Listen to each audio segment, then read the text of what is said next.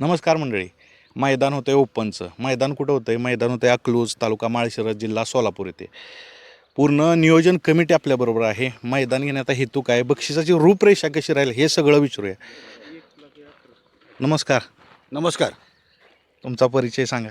मी Madansingh Shankarrao Mohite Patil, market committee chairman आहे आणि माजी उपमुख्यमंत्री विजयसिंह मोहिते पाटील यांचा धाकटा भाऊ आहे. बरं, मैदान घेण्याचा हेतू काय? कारण पूर्ण राजकारणात असता तुम्ही, तर हे बैलगाड्याकडे कसं वळत आहे?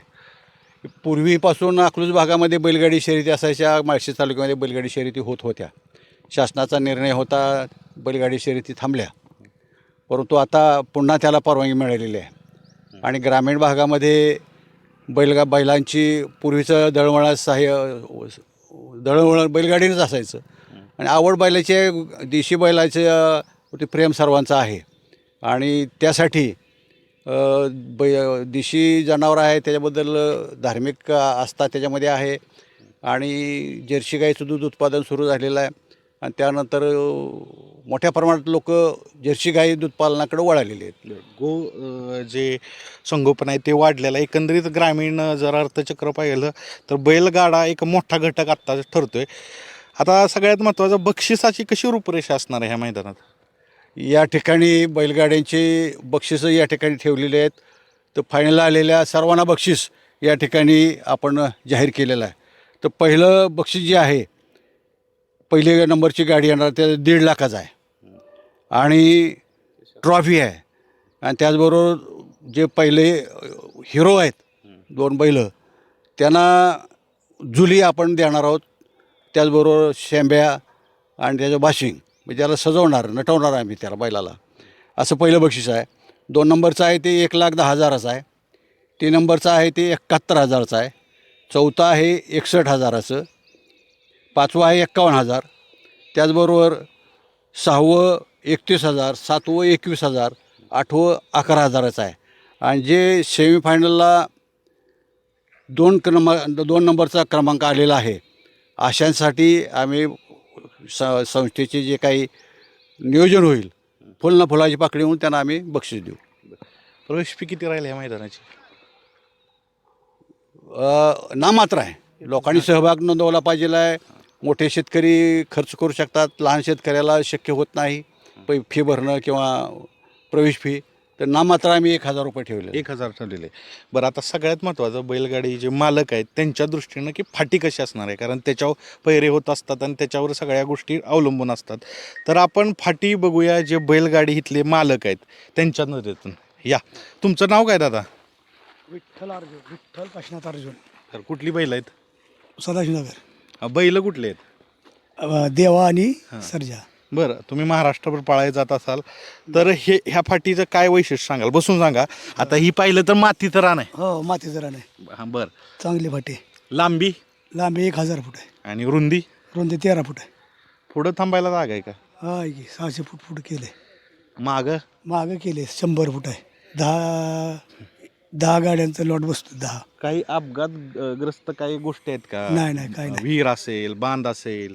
काही सुद्धा नाही इथं. नाही, चारी नाही, विहिरी नाही, काही नाही. मातीचं रान आहे, काळ्या मातीचं रान आहे. हे रोलर फिरणार आहे सगळं. आता चालू आहे यांचं तयारी चालू आहे. तयारी चालू आहे. काय काय गोष्टी अजून विचारूया. या, नियमावली कशी राहील? अखिल भारतीय बैलगाडा संघटना महाराष्ट्र राज्य व माळशिरस तालुका बैलगाडा संघटना हे नियमानं राहील. आता कसं, उन्हाळ्याचं दिवस असतात, जनावरांची सगळ्यात महत्त्वाची गरज असतं पाणी, चारा. तर ह्याचं नियोजन केलं आहे का? समजा एखादी गाडी लांबून आली, कारण महाराष्ट्रातील बैलगाड्याच्या शर्यती गेलेत, ते चाऱ्याचं व पाण्याचं ॲरोचं पाणी केलेलं आहे आयोजकांनी. बैलांसाठी सुद्धा ॲरोचं पाणी दिले आहे, आपण आयोजक करणार आहे. सुरक्षेच्या दृष्टीने म्हणजे कसं, बॅरिकेड्स असतील, त्याच्यानं ॲम्ब्युलन्सची सोय? आहे की 70-80% आपण बॅरिकेड करणार आहे. ॲम्ब्युलन्स बी आहे. बरं, मैदान 14 तारखेला होतं आहे. नाव नोंदणी कशी असणार आहे, म्हणजे कधीपर्यंत नाव नोंदणी असणार आहे? 13 तारखेपर्यंत नाव नोंदणी असणार आहे. किती वाजेपर्यंत? 6 वाजेपर्यंत. 6 वाजेपर्यंत. बरं, जे व्यावसायिक आहेत त्यांना जागा आखून दिलीत का ठराविक? जे खाद्यपदार्थ विक्री करणारे जे स्टॉल असतील त्यांच्यासाठी या बाजूला हे बैलगाडी शर्यत संपल्यानंतर बैल इकडे होतात आणि प्रेक्षकांनाही त्या ठिकाणी ज्या ठिकाणी पार्किंग आहे अशा पार्किंगच्या जागेला मध्यभागी एक रस्ता आहे, त्याच्या दुतर्फा त्यांना स्टॉल उभा करायला परवानगी आपण देणार आहोत. आता सगळ्यात महत्त्वाचं कसं माळशिरस किंवा अकलूज भागात प्रचंड प्रमाणात बैल आहेत, त्यामुळे प्रेक्षक वर्ग बी मोठा आहे. आता प्रेक्षक वर्गाचं नियोजन ते सगळ्यात महत्त्वाचं असतं, कारण जे कडेचे बैल आहेत त्यांना पळायत त्रास होतो. तर कसं नियोजन केलं आहे यंदा? आता या ठिकाणी आपल्याला परवानगी देत असतानाच बॅरिगेटिंग लावा म्हणून असं साधारण सूचना आपल्याला शासनाच्या असतात. त्याप्रमाणे या ठिकाणी बॅरिगेटिंग आपण 75% दोन्ही दुतर्फा बॅरिगेटिंग आपण लावणार आहे. बॅरिगेटिंगच्या आत कोणाला आम्ही उभा राहू देणार नाही आणि प्रेक्षकांनी त्याची काळजी घ्यावी. पण विशेषतः प्रेक्षकापेक्षा बैलगाडी मालक आणि त्या बैलाचे चाहते ह्यांना उत्सुकता खूप असते.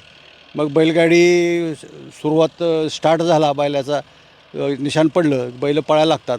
मग उत्सुकता असते की बैलाची गाडी चाकोरीतनं येते का, मग ते बरोबर आहे का, हे पाहण्याची उत्सुकता बैलगाडी मालकाचे जे स्पर्धक असतात ह्याच्या सर्वांनाच उत्सुकता असते. आणि हे सर्वजण मग आत येऊन गर्दी करतात तोंडापाशी म्हणा किंवा फिनिशिंग पॉईंटला, आणि त्यामुळं तिथं गैरसोय होण्याची शक्यता असते, कोणाला धोका होण्याची शक्यता असते. तर त्या प्रेक्षकांनी आणि बैलगाडी मालक आणि त्यांचे चाहते ह्या सर्वांनी काळजी घ्यायची आहे की फिनिशिंग पॉईंटच्या जवळ कोणी त्या ठिकाणी उभा राहू नये ह्याची दक्षता गाडी मालकांनी घेतली पाहिजे आहे आणि घ्यावी. दादा, एवढ्या वर्षी तुम्ही राजकारणात आहे, समाजकारणात आहे, काय सांगाल जाता जे बैलगाडी मालक आहेत त्यांना कशा पद्धतीनं आवाहन करावं?